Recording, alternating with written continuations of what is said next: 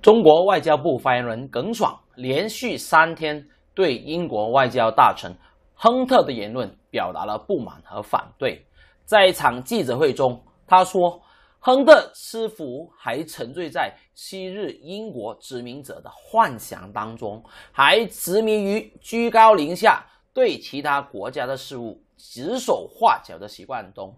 他说，根据中英联合声明中的规定，与英国有关的权利和义务已经履行完毕。英方对回归后的香港有3无：1无主权，2无治权，3无监督权，根本不存在所谓的责任，狠狠打脸了英国外交大臣亨特。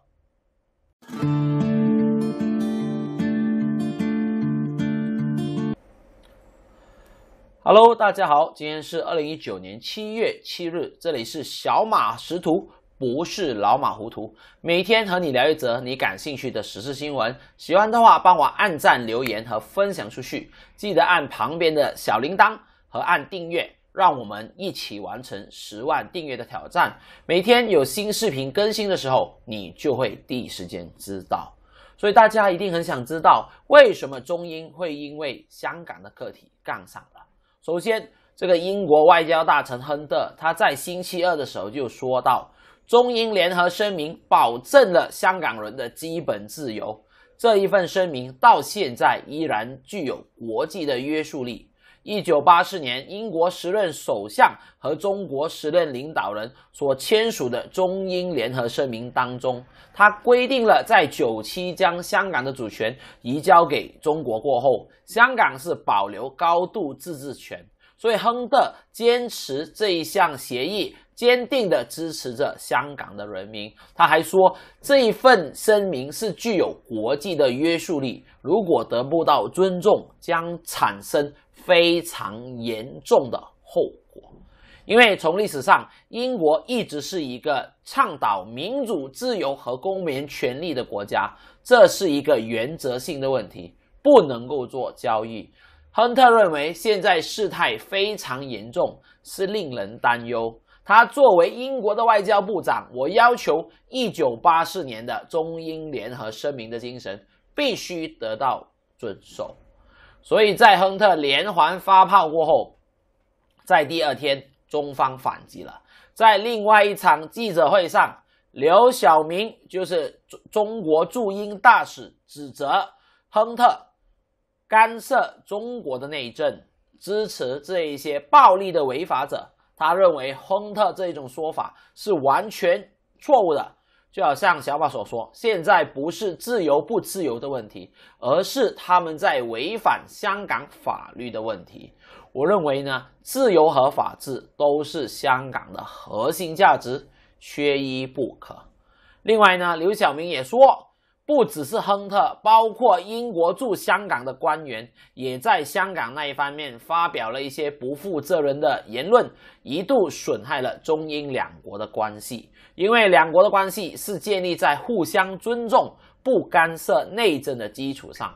如果英国政府越走越远，将会进一步损害两国的关系。所以刘晓明就要求英国政府认真思考，你对香港的言行将产生怎么样的后果。所以呢，就是大家都希望对方好好的想。所以在刘晓明开炮过后啊，中方的外交部发言人呢是一起配合，耿爽也按耐不住了。他不止1天，是连续3天对亨特的言论表达了中方的不满和提出反对。从周3的例行记者会开始，你这个亨特还沉醉在昔日英国殖民者的幻想当中啊！你还以为你是居高临下，现在还可以跟其他国家的事务指手画脚，这样是不对的。因为中英联合声明当中还规定了3个不，英国对香港的权利和义务已经履行完毕。香港回归中国过后，英国1无主权2无治权，3是连监督权都没有的，并不存在任何所谓的责任。所以我觉得这个3不呢，耿爽说的非常好。那么在这里大家一定很奇怪，作为外交大臣的亨特为什么这个时候会说出这一番惊人的言论？原来后面是内有乾坤的。我们来看一下，在近年来呢，其实整个中英的关系总体来说是发展的非常良好，习近平和特蕾莎梅的关系也是非常的棒的，甚至英国也让华为在非核心技术上是使用华为 5G 的这个技术，也让美国特朗普非常的生气。所以小马认为未来英国跟中国没有理由是不好好合作的，因为只要中国继续实行对香港的一国两制呢，其他就不会有一个大问题。可是你要知道我是谁？我是福尔摩斯小马，在我的查探之下，原来呢，亨特目前正在竞选英国保守党的党魁一职。如果他胜出的话，他将是下一任的英国首相，取代铁娘者特丽莎梅。所以在这样的情况下，我们就不难猜测亨特为什么会发出这么惊人的这个言论。其实呢，他是在为自己塑造一个强人的形象。就让我亨特再次带领美国再次强大起来。那么这个台词是不是很熟悉？你好像在哪里听过呢？如有雷同，纯属虚构。特朗普宝宝大人，你大人不计小人过，记得不要告亨特侵占你的版权啊！所以谜底已经切开了，我就是名侦探小马。所以说了这么多，亨特或许是因为他个人的这个想法、个人的布局，他必须那么说。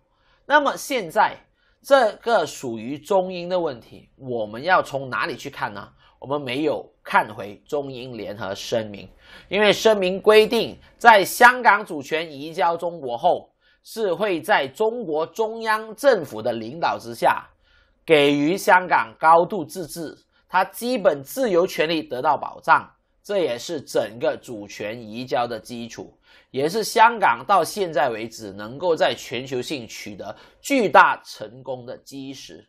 因为这样的努力下，活跃的商业与民主自由这种结合，让香港在过去的几十年来都保持着独特的地位。当然，也有记者追问亨特，如果中国不遵守中英联合声明，英国政府会采取什么样的行动时，亨特就说，英国的外交大臣呢是不会具体说我们会采取什么样措施的，就好像美国前总统克林顿所说的战略模糊的含义一样，我们不说明具体的措施呢，就是希望避免本来可以避免发生的事情发生。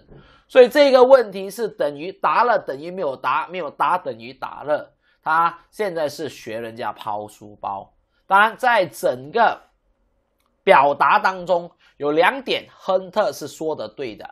第一，不论是他个人还是英国政府，都谴责任何形式的暴力活动，那么这个我赞成。第二，香港有自己的独立司法系统，所以英国的外相他是不会去揣摩香港司法系统会如何处理暴力的冲击者。所以连英国都对香港的司法系统那么有信心，那么你们香港反送中的这些人民对于一个逃犯条例的修订为什么要这么执着呢？你们是不是应该考虑一下？不过这个亨特还没有做首相，已经发出了这么惊人的言论，如果给他成为了下一任首相，那么呢还得了？可是大家不用担心，以现在的民调来看，小马认为呢，亨特并不会是下一任的英国首相。那么你认为呢？欢迎大家来和小马表达你的看法，谁会是特蕾莎梅的这个接班人？然后那位接班人能不能够解决英国脱欧的这个困局呢？我是小马识途，小马不糊涂，每天和你聊一则你感兴趣的时事新闻。喜欢的话，帮我按赞、留言和分享出去。记得按订阅和旁边的小铃铛，让我们可以完成10万订阅的挑战。每天有新视频更新的时候，你就会第一时间知道。我们明天见，拜拜。